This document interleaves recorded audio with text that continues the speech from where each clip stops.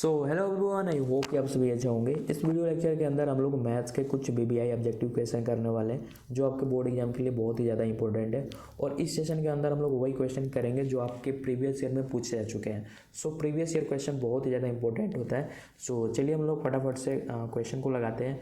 और मैं आपको बता दूँ, जो भी क्वेश्चन हम लोग सोल्व करेंगे A to Z उसका सोल्व और सॉल्यूशन, उसके पीछे का जो भी फॉर्मूला है सब कुछ करके हम लोग उसका आंसर करने वाले हैं। ये नहीं कि हमने ये क्वेश्चन पढ़ा और इसका आंसर ये होगा, ऐसे हम लोग बिल्कुल नहीं करने वाले हैं। सो अगर पेन और पेपर लेके बैठते हैं तो ज़्यादा इंपॉर्टेंट, मतलब ज़्यादा आपके लिए ये हेल्पफुल होगा। सो देखिए पहला नंबर क्वेश्चन क्या है। एक अर्धवृत्त जिसकी त्रिज्या एक अर्धवृत्त जिसकी त्रिज्या 3r है, उसकी परिमिति क्या होगी। तो सबसे पहले आपको पता होना चाहिए कि परिमिति या परिमाप एक ही बात है, ठीक है। परिमाप, अर्धवृत्त की परिमाप क्या होती है। अपना अर्धवृत्त कैसा दिखता है, कुछ ऐसा अपना अर्धवृत्त दिखता है, ठीक है। और इसका अगर परिमिति की बात करें, एक तो होता है अपना फुल, ये अपना वृत्त होता है, ठीक है। तो इसका जो परिमाप होता है या परिमिति, इसका होता है 2πr। और अर्धवृत्त का जो होता है इसका होता है πr + 2r। ये कैसा होता है मैं आपको अभी थोड़ा समझा देता हूँ।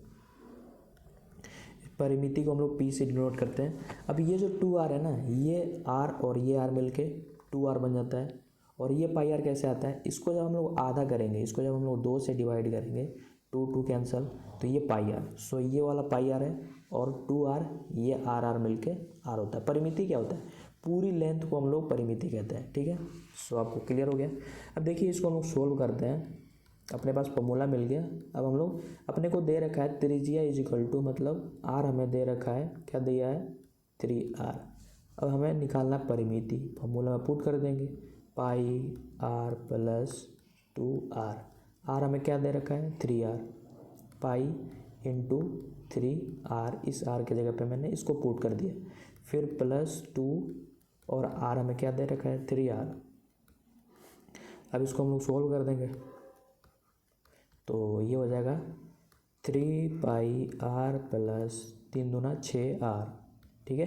तो ये हो जाएगा अपना परिमिति। सो हम लोग देख लेंगे कि कौन सा मैच कर रहा है।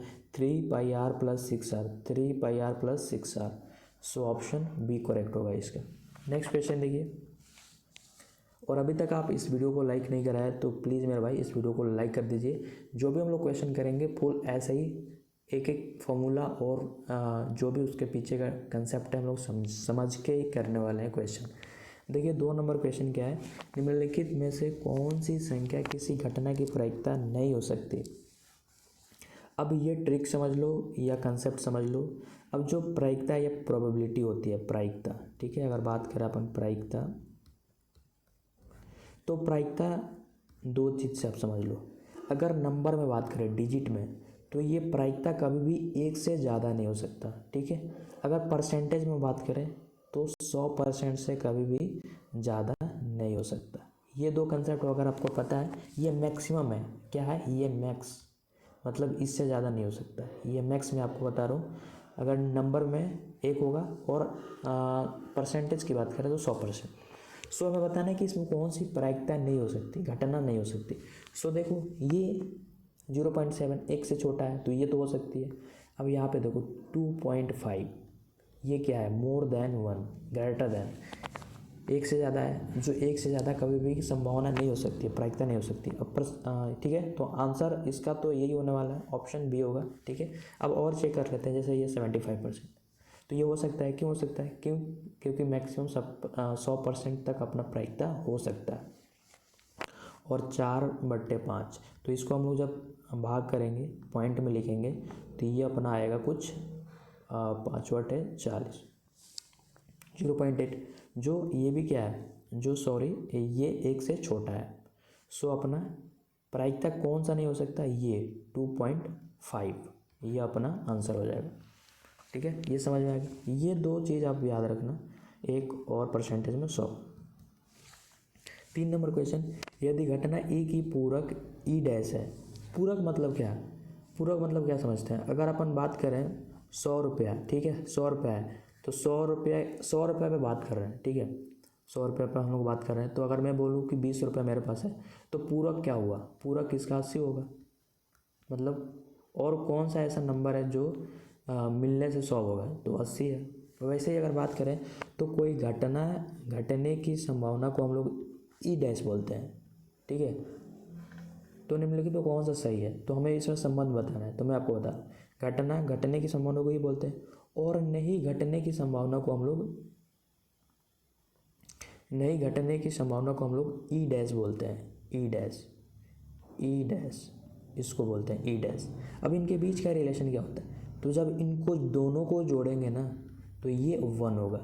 अब आपको पता है कि 1 कैसे हो रहा है, मतलब संभावना कभी भी एक से ज़्यादा नहीं हो सकता, तो होने और नहीं होने का जोड़ क्या होगा, एक ही होगा, जो यहाँ पे मैंने आपको कंसेप्ट समझा दिया, ठीक है। तो इसका करेक्ट आंसर कौन सा हो जाएगा, ऑप्शन सी, ठीक है। नेक्स्ट क्वेश्चन देखिए 4 नंबर, एक पासे की एक फेंक में 2 नहीं आने की प्रायिकता। अगर अपन बात करें एक पासा कैसा दिखता है, ऐसे अपना एक पासा होता है जो लूडो वाला अपन खेलते हैं ना चार्ट पे, तो उस पर नंबर होता है 1 2 3 4 5 6, ये मैंने नंबर में लिखा है पर उसमें डॉट डॉट डॉट डॉट होता है, ठीक है। तो इसमें कह रहा है 2 नहीं आने की प्रायिकता, मतलब इसको छोड़ के बाकी आने की प्रायिकता क्या होगी, तो इस सबसे पहले इसको काउंट करेंगे कितना है, इसको हम लोग काउंट करते हैं, ये 1 2 3 4 5, टोटल कितना है 5, और मतलब जो घट सकता है उसको काउंट करने में 5 आ रहा है, और टोटल कितना है, टोटल 6 है, तो ये हो जाएगा 5/6। इसका करेक्ट आंसर कौन सा हो जाएगा, ऑप्शन सी। अब ये कैसे हो रहा है, फॉर्मूला आपको पता होना चाहिए कि प्रायिकता का फॉर्मूला क्या होता है, पी ऑफ ई मतलब घटित घटना या कुल घटना, ऐसे लिख सकते हैं कि जो घटना घटित संभावना, ऐसे मैं आपको शॉर्ट में बताता हूँ, घटित घटना और कुल घटना, ये मैंने शॉर्ट में अपने लैंग्वेज में बता रहा हूँ, घटित घटना।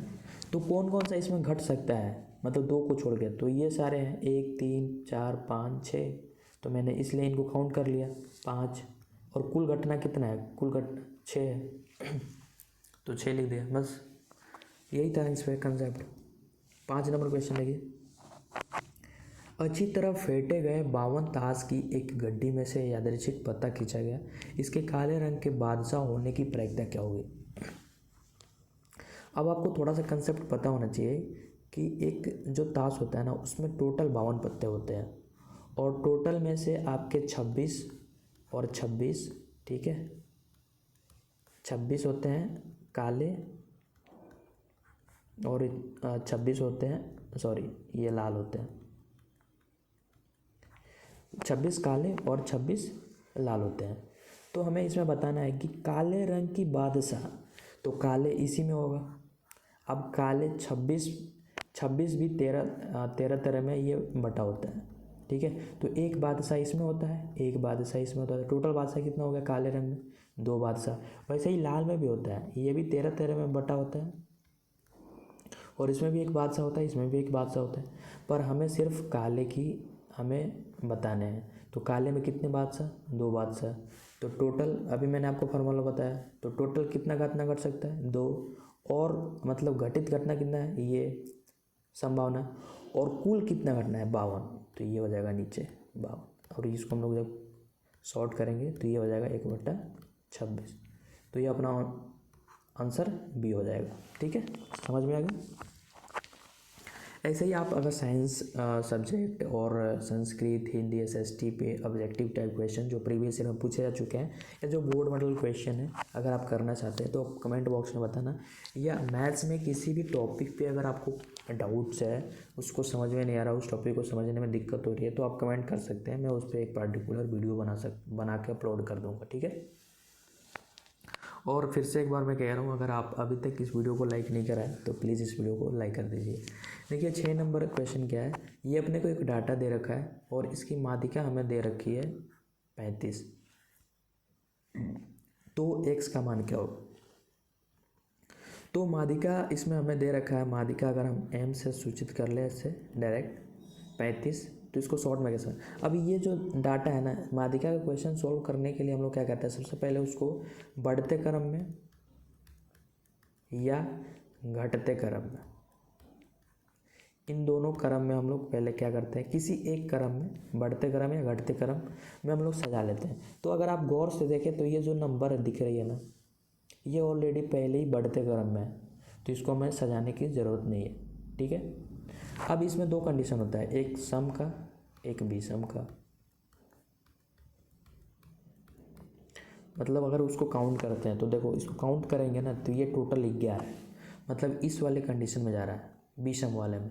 तो इसका फॉर्मूला विषम में क्या होता है, विषम होता है n+1/2, और हमें n क्या है, n 11 है, तो 11 + 1 12, और 12/2 6, मतलब 6वां स्थान, ठीक है। अब 6 नंबर पे स्थान पे कौन सा है, तो 1 2 3 4 5 6, 6 नंबर पे कौन सा है, x है, ठीक है, x है।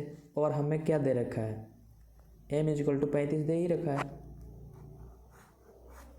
समझ गए आप। मतलब हमें निकालना है x का वैल्यू निकालना है, तो x आप भूल जाओ, ठीक है, x आप भूल जाओ। 6वां स्थान पे क्या है, x है, और हमें पता है कि 6वां स्थान का ही माध्यिका ये दे रखा है 35, ठीक है। सो इसलिए x = हो जाएगा 35, सिंपल सी चीज़ थी, ठीक है। तो ऑप्शन ए करेक्ट हो जाएगा। 7 नंबर क्वेश्चन देखिए, संचयी बारंबारता सारणी निम्न में से किसके निर्धारण में उपयोग होता है। मतलब माध्य, माध्यिका, ये तीन चीज़ है, माध्य, माध्यिका और बहुलक। इन तीनों को सोल्व करने के लिए, मतलब इन तीनों को जब सोल्व करते हैं तो संचयी बारंबारता किस में यूज करते हैं।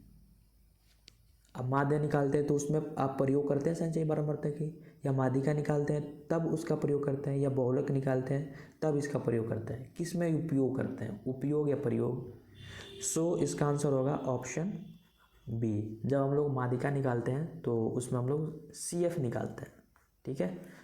सो आई होप कि आपको क्लियर हो गया होगा, ये कंसेप्चुअल क्वेश्चन है। अब 8 नंबर क्वेश्चन जो है, इसमें हमें एक संबंध बताना है कि माध्य, माध्यिका और बहुलक में क्या संबंध है। सो इसका मैं आपको स्टैंडर्ड, जो स्टैंडर्ड है ये थोड़ा घुमा फिरा के दिया हुआ है, मैं स्टैंडर्ड बताता हूँ आपको। फॉर्मूला क्या होता है, बहुलक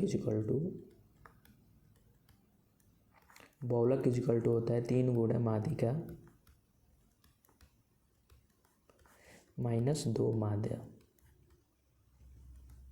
ये स्टैंडर्ड फार्मूला होता है, इसको आपको याद रखना है, ये स्टैंडर्ड फार्मूला। और इसमें से जो ये संबंध दिया है ना, ये स्टैंडर्ड नहीं है, इसको क्या इसको एक बनाया गया है, मतलब इसको इधर इधर करके बनाया गया है। अब इसमें से आपको एक एक करके सोल्व करना है, ठीक है। ये तो ऑप्शन होने वाला नहीं है, इन्हीं तीनों में से कोई एक होगा। अब आपको सोल्व करना है, आप इसको कैसे सोल्व करेंगे, इसको आप 3 माध्य हो जाएगा, और फिर -3 माध्यिका हो जाएगा, 3 माध्यिका। फिर इसको आपने बीजीय व्यंजक सोल्व करना आपको आता है, जो सेम है, माध्य माध्य में जुड़ेगा, बहुलक में जुड़ेगा। वैसे करके आपको कमेंट बॉक्स में इसका आंसर बताना है, ठीक है। इसका आंसर आप बताएंगे, ठीक है। और आपको बताना कैसे, आप लिखेंगे 8 और आंसर जो है A है, B है, C है। सो मैं देखता हूँ कि कौन ये क्वेश्चन सोल्व करके कमेंट बॉक्स में कमेंट करता है, ठीक है। अब देखिए 9 नंबर क्वेश्चन क्या है, हमें बताना है कि निम्नलिखित वितरण में बहुलक वर्ग क्या है। अब बहुलक वर्ग के लिए मैं आपको एक ट्रिक बताता हूँ, या फॉर्मूला समझ लो आप। बहुलक वर्ग = क्या होता है, मैं अपने भाषा में बोलूँ तो सबसे अधिक बारंबारता वाला, सबसे, अब आप समझ गए होंगे, सबसे अधिक बारंबारता वाला,